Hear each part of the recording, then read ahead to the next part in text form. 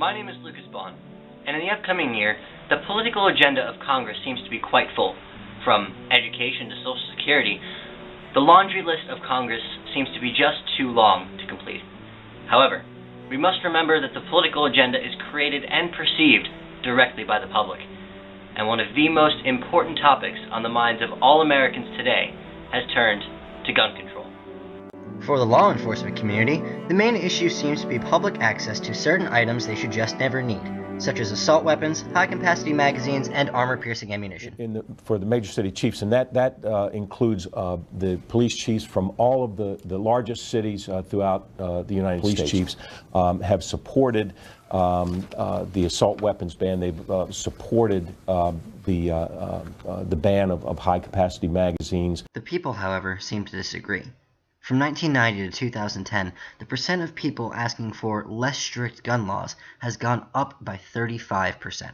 You know, there are certain things that the military and law enforcement have a need for, but that having them out in the general public just, in my view, serves no purpose. He later goes on to call these ideas common sense laws, as they seem to cover all of the things that went wrong during the recent tragedy in Newtown, Connecticut.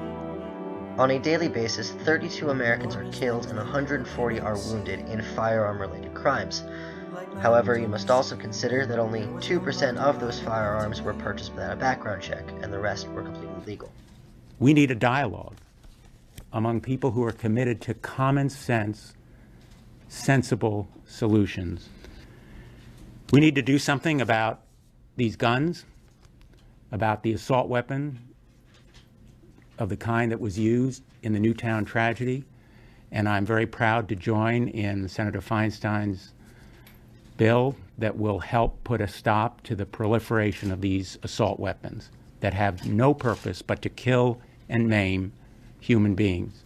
We need to do something about the high-capacity magazines also used in the killing at Sandy Hook Elementary School. Others, however, have taken a different approach to the meaning of common sense, recognizing mental health as the underlying factor for gun violence, and even going so far as to attack the idea of a ban on assault weapons, as we see here. In 1994, President Clinton signed an assault weapons ban into law. It expired in 2004, so we have 10 years of experience of what that ban did.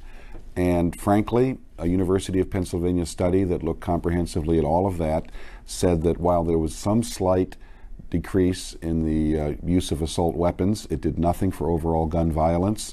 Assault weapons, semi-automatics, are used in between 2 and 8% of crimes, and it said the gun ban did nothing to reduce the overall level of gun violence in this country.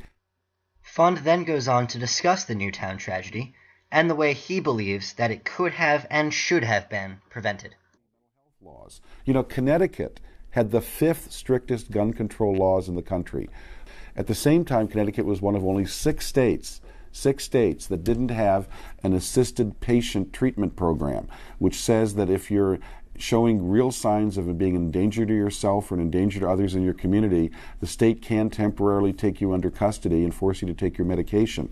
I think Connecticut had a bill before the legislature last April by various doctors that said we need to be one of the states that allows involuntary medication and treatment. And it was rejected by the ACLU because of privacy considerations. I think Connecticut can't do much more to toughen its gun laws. It has some of the toughest gun laws in the country. What it could do is look at its mental health laws, which I think are woefully inadequate compared to the other 44 states that have such laws. Mental health is especially an issue when 3 out of 4 violent crimes occur without the use of any firearm. The mental health issue is so strong, in fact, that both the President and members of Congress have been making comprehensive efforts to resolve the issue at hand. Since 2007, according to the FBI, there have been 146 reported mass shootings. Far too often, a large contributing factor to this recent surge in violence is untreated mental illness. Our nation must bridge the gaps in our current mental health system to avoid more tragedies. The President recently unveiled his BRAIN initiative. It calls for $100 million in funding to advance our understanding of the human mind.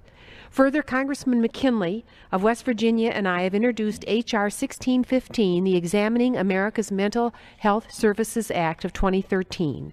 The bill requires the Secretary of Health and Human Services and the National Academy's Institute of Medicine to conduct a comprehensive study on the gaps in our nation's mental health services and explore how these gaps increase the risk of violent acts. Part of our comprehensive effort should focus on accelerating funding for brain research and neuropsychiatric treatment. Second, reforming military enlistment, discharge procedures, and integrating the Department of Defense and Department of Veterans Affairs medical record systems. Third, instituting early childhood behavioral screening in schools. And fourthly, restricting gun and ammunition access to those who have serious behavioral disorders. Additional focus on mental illness and gun access is imperative. So, what do you think? Was President Clinton right the first time? Should the main focus be on mental health? Or is there another factor involved? Congress is bound to take action soon. Throughout American history, 9 major pieces of legislation have been passed regarding gun control. 7 of those pieces of legislation were passed after 1965.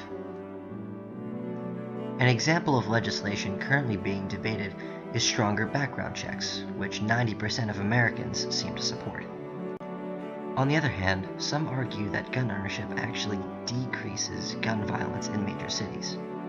No matter the case, the primary consensus seems to be that some sort of action must be taken, and it's up to us to figure out what that action should be. I love the moment till I curse the day, breaking bottles over stone.